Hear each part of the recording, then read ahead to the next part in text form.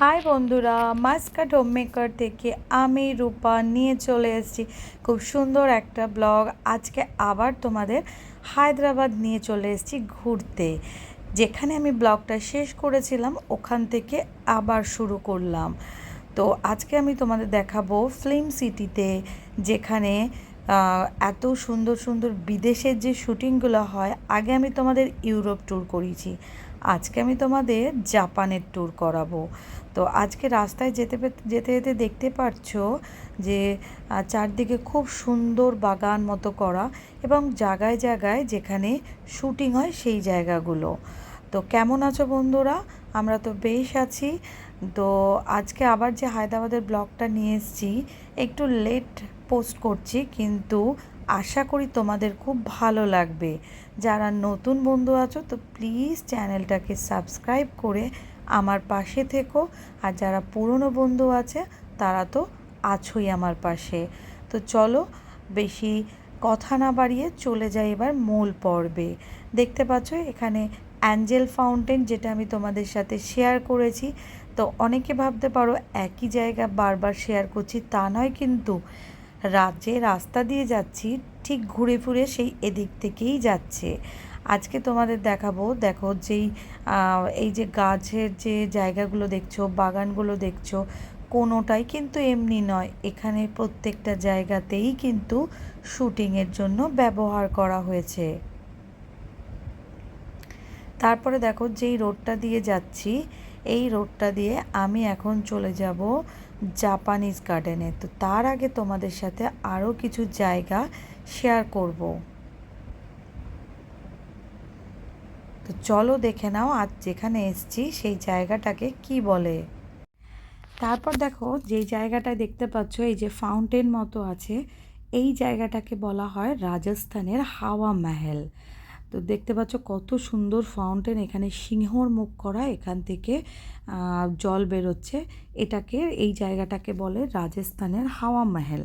তো আমি এখানটা ভয়েস ওভার দিচ্ছি, কারণ এখানে না সেই রাজস্থানে যে টাইপের গানগুলো হয়, বা রাজস্থানি ড্রেস পরে যেসব মহিলারা ডান্স করে, ঠিক সেই টাইপের এখানে ওই গানগুলো হচ্ছে।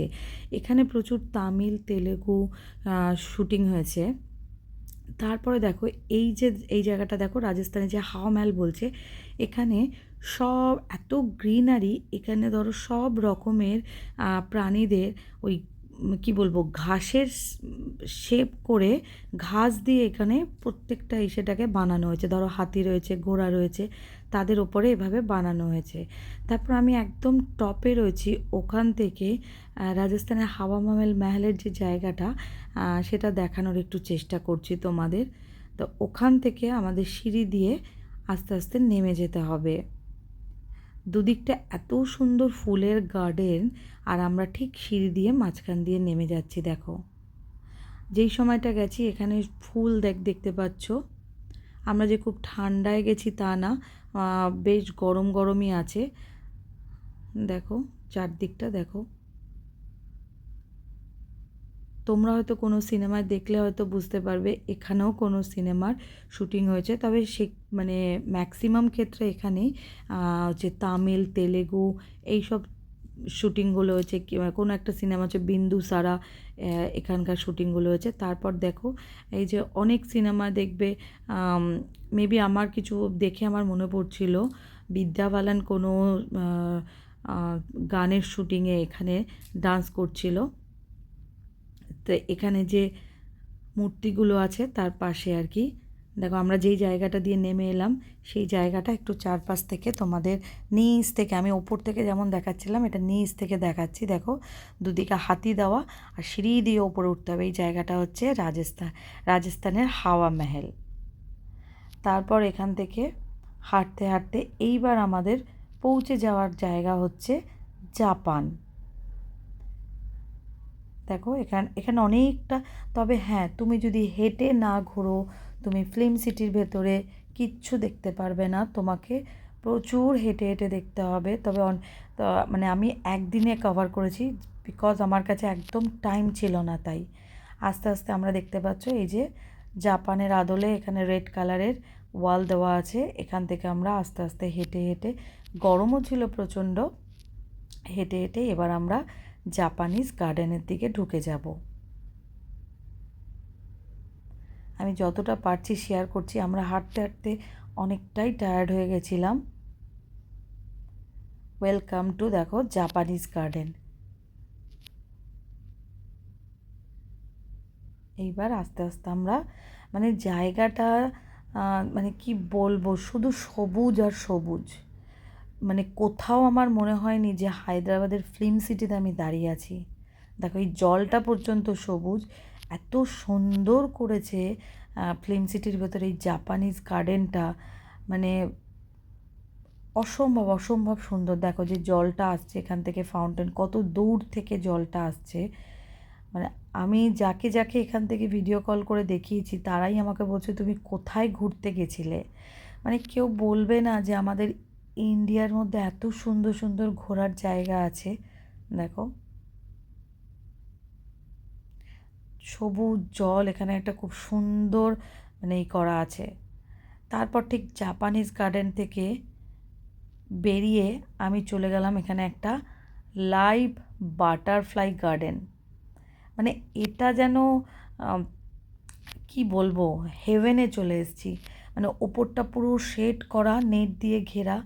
যত যাচ্ছি তত মনে হচ্ছে কোথায় চলে এলাম। দেখো এত সুন্দর ফাউন্টেনই করা জাপানিজ গার্ডেনের ভেতরে।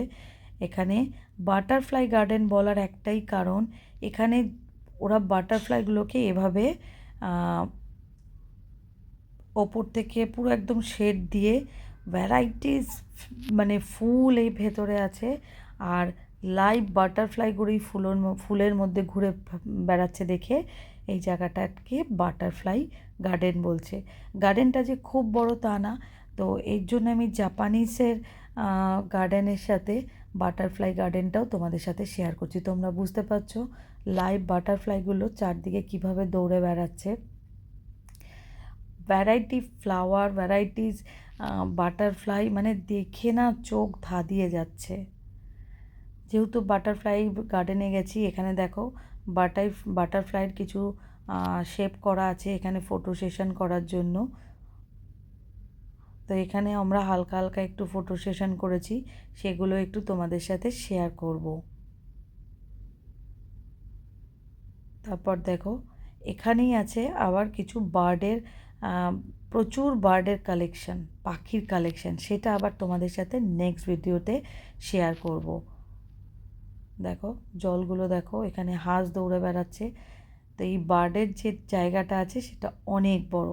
তো চলো আজকে তোমাদের সাথে বাটারফ্লাই গার্ডেনের কিছু ফটো শেয়ার করে দিই, যেগুলো আমি একটু পোজ দিয়ে তুলেছিলাম। তো বন্ধুরা অতি অবশ্যই জানিও আজকে জাপানিজ গার্ডেন, বাটারফ্লাই গার্ডেন তোমাদের কেমন লাগলো। ইন্ডিয়া যে এত সুন্দর আমার ধারণা ছিল না। সত্যিই আমি এখন আস্তে আস্তে চেষ্টা করব ইন্ডিয়াতে প্রত্যেকটা জায়গা ঘোরার। তো বন্ধুরা কেমন লাগলো আজকে ব্লগটা? যদি ভালো লেগে থাকে ব্লগটা ছেড়ে যাওয়ার আগে like, comment, share and subscribe করতে একদম ভুলো না।